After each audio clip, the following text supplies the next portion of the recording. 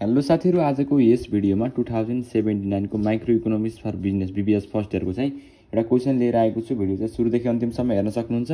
आजको यस भिडियोमा म तपाईहरुलाई न्यूमेरिकल क्वेशन चाहिँ गर्दिने छु है त। क्वेशन नम्बर 2 मा चाहिँ एउटा सोधेको छ, यहाँ चाहिँ न्यूमेरिकल होइन, यहाँ चाहिँ के लेख्न भनेको छ भन्दा consider the supply function QS = A + BP and interpret the component भनेको छ। यहाँ चाहिँ supply function QX = A + BP दिएको छ र के गर्न भनेको छ भन्दा चाहिँ हामीलाई यो कम्पोनेन्टको नाम लेख्न भनेको छ, इन्टरप्रेट गर्न भनेको छ।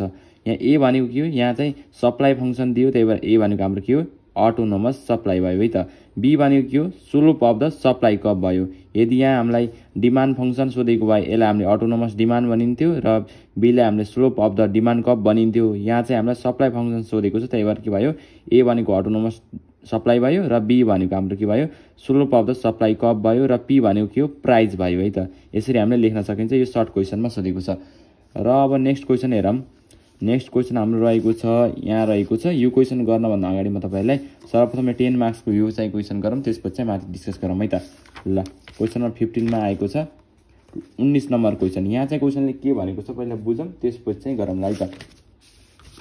ल, क्वेशनले भनेको छ 19 नम्बरमा consider the following supply scheduler. तल चाहिँ सप्लाई शेड्युल दिएको छ, point A B C D E दिएको छ यसरी, र प्राइस दिएको छ 0 10 20 30 40 दिएको छ। सप्लाई चाहिँ 100 200 300 400 500 दिएको छ। भनेको प्राइस चाहिँ क्रमशः बढिरहेको छ, सप्लाई पनि के भन्छ, क्रमशः बढिरहेको छ। यहाँ तलतिर ए मा भनेको छ compute the price elasticity of supply at moment from B to D and D to B by proportion method भनेको छ। एक फेर चाहिँ B to D हुँदा र एक फेर D to B हुँदा चाहिँ प्रोपोर्सन मेथड युज गरेर चाहिँ हामीले प्राइस इलास्टिसिटी अफ सप्लाई निकाल्न भनेको छ।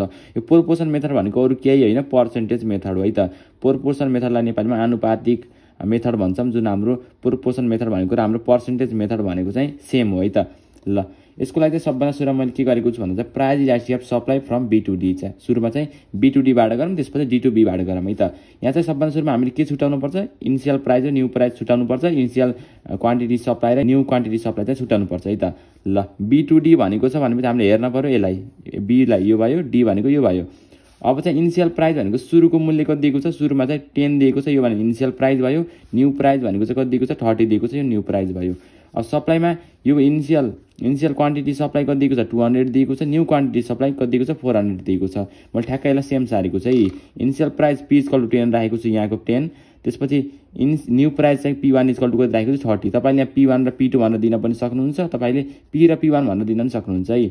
ल, इनिशियल सप्लाईलाई मैले Q = 200 राखेको छु र न्यू क्वान्टिटी सप्लाईलाई Q1 = 400 राखेको छु। अब चाहिँ हामीलाई फर्मुला थाहा छ, पर्सेन्टेज मेथडको फर्मुला के हो, प्राइस इलास्टिसिटी सप्लाईको। यसलाई चाहिँ हामीले ES भन्छौँ है, ES भन्छौँ। ES = के हुन्छ, delta Q / delta P * P/Q। यो भनेको हाम्रो पर्सेन्टेज मेथडमा है त।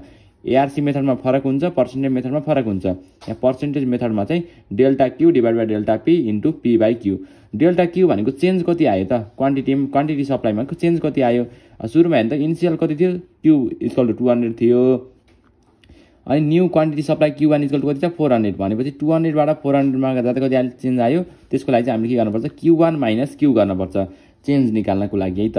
अब 400 - 200 गर्दा कति आयो, 400 - 200 गर्दा हाम्रो आयो 200 आयो। र अर्को चाहिँ प्राइसमा कति चेन्ज आयो, सुरुमा चाहिँ हाम्रो P इनिशियल प्राइस 10 थियो र न्यू प्राइस कति थियो, 30 छ। भनेपछि अब चेन्ज कति ल्यायो, 30 - 10 गर्दा हाम्रो आयो 20 आउँछ यसबाट गर्दा। र P भनेको इनिशियल प्राइस राखेको छु 10 भयो, तलतिर चाहिँ मैले राखेको छु इनिशियल क्वान्टिटी सप्लाई राखेको छु 200 यसरी राखेको छु। यो गर्दा हाम्रो कति आयो, 0.5 हाम्रो के आउँछ, प्राइस इलास्टिसिटी अफ सप्लाई आउँछ है त। यो चाहिँ पर्सेन्टेज मेथडबाट B to D गर्दा है त। अब यसै गरी हामीले D to B गर्छौँ है, D to B। D to B गर्नको लागि फेरि उल्टा हुन्छ, ठ्याक्कै उल्टा हुन्छ। अब के हुन्छ भन्दा चाहिँ D to B गर्दा यताबाट यता गर्नु पर्यो। अब इनिशियल कुन भयो, अब 30 भयो, न्यू कुन भयो, 10 भयो। अब इनिशियल कुन भयो, यता 400 भयो, यता 200 भयो। इनिशियल प्राइस 30 भयो, न्यू प्राइस 10 भयो।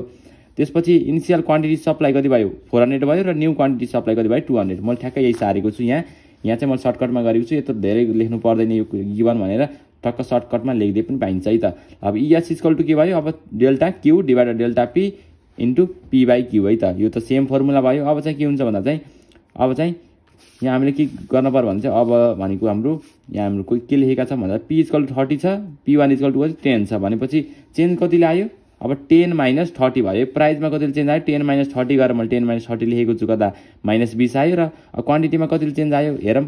क्वान्टिटीमा फेरि चेन्ज हेर्नको लागि चाहिँ 200 माइनस 400 भयो। अघि हामीले 400 माइनस 200 गर्थ्यौँ, अब चाहिँ उल्टा भयो 200 माइनस 400 गरेको छु है त। यसो गऱ्यौँ। त्यसपछि चाहिँ अब इनिसियल अहिले चाहिँ हाम्रो के थियो, इनिसियल प्राइस 10 थियो, अहिले चाहिँ हाम्रो कति छ 30 छ। हेर्नु है, यो भनेको हाम्रो इनिसियल प्राइस हो र इनिसियल क्वान्टिटी सप्लाई कति छ 400 छ, मैले 400 राखेको छु। अब यस्तो गर्दा मैले हाम्रो कति आयो 0.75 आयो है त। यसरी हामीले गर्न सकिन्छ। अनि नेक्स्ट क्वेसनले के भनेको छ बी नम्बरमा हेरौँ।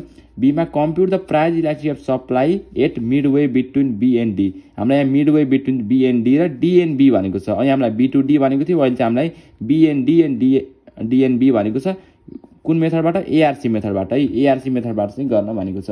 अरू लगभग सेम हो। अब एआरसी मेथडमा थोरै यति पछाडिपट्टि न्यू प्राइस थपिन्छ, क्वान्टिटी सप्लाई पनि हाम्रो न्यू थपिन्छ, अरू चाहिँ सेम हुन्छ है त। ल अब जाम क्वेसनले जे भनेको छ मैले ठ्याक्क टिपेको छु।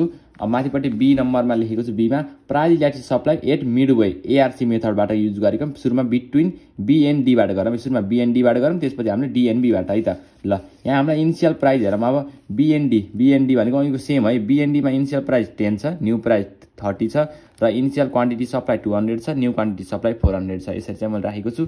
र अब चाहिँ मैले ठ्याक्कैलाई लेखेको छु विन हो। अब हामीलाई फर्मुला थाहा छ, एआरसी मेथडमा चाहिँ हामीले के फर्मुला लगाउँछौँ भन्दा चाहिँ delta Q divided delta P into P plus P one है। हामीले पी1 प्लस पी2 पनि लेख्न मिल्छ यदि हामीले यहाँ चेन्ज गरियो भने। यदि हामीले इनिसियल प्राइसलाई पी1 मानियो र न्यू प्राइसलाई पी2 मानियो भने चाहिँ यहाँ पी1 प्लस पी2 लेख्न मिल्छ। मैले चाहिँ के गरेको छु भन्दा इनिसियल प्राइसलाई पी मानेको छु, त्यही भएर पी प्लस पी1 लेखेको छु है त। ल delta Q divided delta P into P plus P one divided Q plus Q one. अब मैले यहाँ के राखेको छु, सेम भ्यालु राखेको छु। 400 माइनस 200 भयो, 30 माइनस 10 भयो। अब पी भनेको इनिसियल प्राइस कति दिएको छ भने इनिसियल प्राइस 10 दिएको छ, न्यू प्राइस 30 दिएको छ, 10 र 30 लेखेको छु। र न्यू क्वान्टिटी सप्लाई कति छ, न्यू क्वान्टिटी सप्लाई 400 छ, यतापट्टि न्यू राखेको छु। र यतापट्टि क्यू भनेको चाहिँ हाम्रो इनिसियल क्वान्टिटी सप्लाई कति 200 भने 200 राखेको छु, 200 प्लस 400 गरेको छु है त। यसरी गर्न सकिन्छ। यसरी गर्दा हाम्रो 0.67 आयो। अब चाहिँ हामीलाई के भनेको छ मिडवे बिट्विन के भनेको डिएनबी है। हामीले बिएनडी गऱ्यौँ एआरसी मेथडबाट। अब चाहिँ सेम एआरसी मेथडबाटै अब डिएनबी गर्न पर्यो। यसको लागि चाहिँ सेम हुन्छ, थोरै चेन्ज केमा हो, अब चाहिँ ठ्याक्क पछाडिको अगाडि आउँछ, अगाडिको पछाडि आउँछ। अब चाहिँ के आउँ डी टु बी गर्दा इनिसियल प्राइस कुन भयो, अब 30 भयो, न्यू प्राइस 10 भयो, इनिसियल क्वान्टिटी सप्लाई 400 भयो र न्यू क्वान्टिटी सप्लाई कति भयो 300 भयो है त। ल अब चाहिँ हामीले के गरेका छौँ, अब चाहिँ थोरै चेन्ज के गरेका छौँ भने चाहिँ अघि हाम्रो के थियो, अघि हाम्रो इनिसियल 10 थियो, न्यू 30 थियो र हाम्रो इनिसियल क्वान्टिटी सप्लाई 200 थियो र न्यू क्वान्टिटी सप्लाई 400 थियो। अब चाहिँ ठ्याक्कै उल्टा हुन्छ। अब चाहिँ इनिसियल प्राइस 30 हुन्छ, न्यू प्राइस 10 हुन्छ, इनिसियल क्वान्टिटी सप्लाई 400 हुन्छ र न्यू क्वान्टिटी सप्लाई हाम्रो 200 हुन्छ। मैले ठ्याक्कै यही लेखेको छु। ल यहाँ चाहिँ मैले सेम सारेको छु र इएस इक्वल टु फर्मुला पनि सेम राखेको छु। अब चाहिँ के हुन्छ डेल्टा क्यू भनेको अब के हुन्छ भन्दा चाहिँ 200 माइनस 400 हुन्छ, 200 माइनस 400 राखेको छु र 10 माइनस 30 राखेको छु, 10 माइनस 30 गरेको छु। र यतापट्टि चाहिँ पी भनेको इनिसियल प्राइस कति राखेको छु 30 राखेको छु, न्यू प्राइस 10 राखेको छु, इनिसियल क्वान्टिटी सप्लाई 400 राखेको छु, न्यू क्वान्टिटी सप्लाई 200 राखेको छु। यसरी राखेको छु। यो गर्दा हाम्रो 0.67 आयो। तल क्वेसनले अर्को के सोधेको छ भन्दा चाहिँ why is ARC method consider is more appropriate method than proportion method अरे। यहाँ चाहिँ हाम्रो एआरसी मेथडलाई चाहिँ किन राम्रो मानिन्छ भनेर चाहिँ सोधेको छ। किन राम्रो मानिन्छ त अब हामीले रिजन दिनुपर्ने हुन्छ है त। प्रोपोर्सन मेथड भनेको मैले भनिसकेँ पर्सेन्टेज मेथड हो। अब चाहिँ हामीले लेख्न पर्यो रिजनमा therefore ARC method is more appropriate than percentage method भनेको एआरसी मेथड चाहिँ राम्रो हुन्छ अथवा एप्रोप्रिएट हुन्छ को भन्दा चाहिँ पर्सेन्टेज मेथड भन्दा चाहिँ एप्रोप्रिएट हुन्छ भनेर लेख्नु पर्यो। ARC method measures price elasticity between 2 points. यसले चाहिँ के गर्छ भन्दा चाहिँ एआरसी मेथडले दुईवटा पोइन्टबाट हामीले गरिन्छ, त्यही भएर चाहिँ के गरिन्छ भन्दा चाहिँ एआरसी मेथडबाट चाहिँ हाम्रो डाटा चाहिँ एप्रोप्रिएट सही आउँछ र यसलाई चाहिँ हामीले राम्रो मानिन्छ भनेर चाहिँ मैले लेखेको छु है त। यति गरिसकेपछि यो क्वेसन फिनिस हुन्छ। यो चाहिँ हाम्रो 4 + 4 + 2 गरेर हाम्रो 10 मार्क्समा आएको छ। तलतिरपट्टि थ्योरी सोधेको छ है त। ल अब चाहिँ माथिपट्टिको क्वेसनमा के भनेको छ भन्दा क्वेसनले 15 मा let revenue function TR equal to 100 Q minus Q square भनेको छ। Cost function TC equal to 50 + 6 Q square भनेको छ। Compute TR and TC and profit भनेको छ। प्रॉफिट भनेको के हो, total revenue minus total cost हो। टोटल रेभिन्यू भनेको हाम्रो यहाँ दिएको छ र टोटल कस्ट भनेको 50 + 6 क्यू स्क्वायर दिएको छ। अब के गरिन्छ हामीले सिम्पली यसलाई चाहिँ धेरै केही गर्नु पर्दैन। पछि यहाँ हामीलाई आउटपुट भनेको छ। सुरुमा चाहिँ हामीले के गर्नु पर्यो भने चाहिँ हल्का मात्रै बताइदिन्छु किनकि यो धेरै गर्नुपर्ने आवश्यक छैन। आउटपुट भनेको छ 0 देखि 10 सम्म भनेको छ, त्यही भएर 0 1 2 3 4 5 6 7 8 9 10 गर्न पर्यो है त।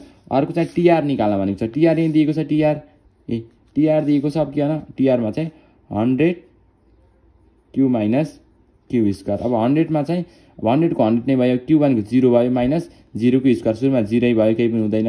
त्यसपछि अब के हुन्छ, 1 को भ्यालु राख्ने, 100 × 1 गर्दा चाहिँ 100 भयो, माइनस 1 को स्क्वायर गर्दा चाहिँ 99 भयो हैन। ल यसरी राखिन्छ र सबैमा यसै गरी गरिन्छ है त। अर्को त टीसी।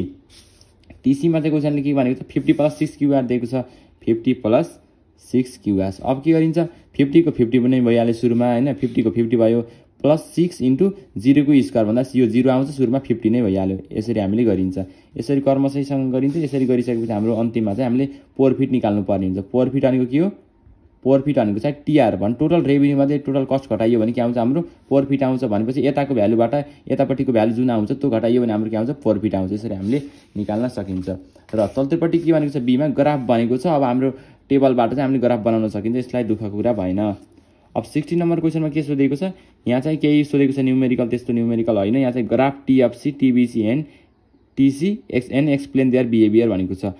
ग्राफ बनाउन भनेको छ, ग्राफमा चित्र बनाउनु भनेको छ र हाम्रो त्यसको बारेमा चाहिँ एक्सप्लेन गर्न भनेको छ। In the trend of TC or TVC is influence by the law of variable proportion. अरे यहाँ चाहिँ कि ल अफ भेरिएबल प्रोपोर्सनबाट चाहिँ गर्न भनेको छ। TC or TVC influence by the law of variable proportion भनेको छ। टीसी र टीसी एन्ड टीबीसी चाहिँ केबाट इन्फ्लुएन्स हुन्छ भन्दा चाहिँ ल अफ भेरिएबल प्रोपोर्सनबाट इन्फ्लुएन्स हुन्छ भनेर चाहिँ एक्सप्लेन गर्न भनेको छ। यति गरिसकेपछि हाम्रो चाहिँ न्युमेरिकल क्वेशन चाहिँ सिद्धिन्छ है त।